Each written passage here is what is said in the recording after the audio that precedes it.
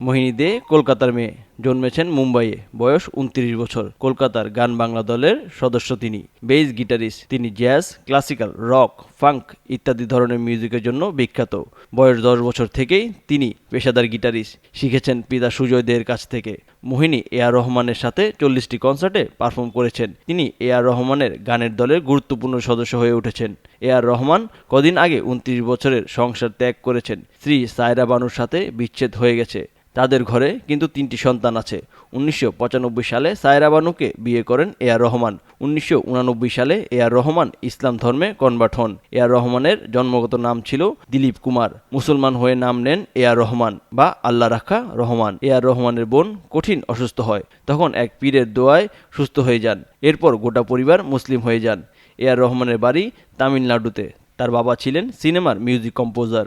এ আর রহমান যেদিন ডিভোর্স সম্পূর্ণ করেন, তার পরের দিন এ আর রহমানের দলের সদস্য মোহিনী দে তার স্বামী মার্ক হার্টসাচকে ডিভোর্স দেন। দুই পক্ষের আইনজীবী অবশ্য বলেছেন এই ডিভোর্স কাকতালীয়। তবে সেলিব্রিটিদের এমন বয়ান বিশ্বাস করেন না পাপারাজ্জিরা। সময় বলে দেবে মোহিনী আর এ আর রহমানের আগামী দিনের ভাগ্য। তবে কেউ কেউ বলছেন এ আর রহমান মোহিনীকে বিয়ে করেছেন। এটা বোঝা মুশকিল কখন কার সংসার ভেঙে যায়। গরিবদের ক্ষেত্রে দুধ ভাত, বড়লোকদের ক্ষেত্রে কঠিন। গরিবরা এই কাণ্ডে কখনো খবর হন না, আর বিখ্যাতরা খবর হন, আর সেই খবর ভার্চুয়াল দুনিয়ায় পরিবেশন করে ডলার ইনকাম করেন।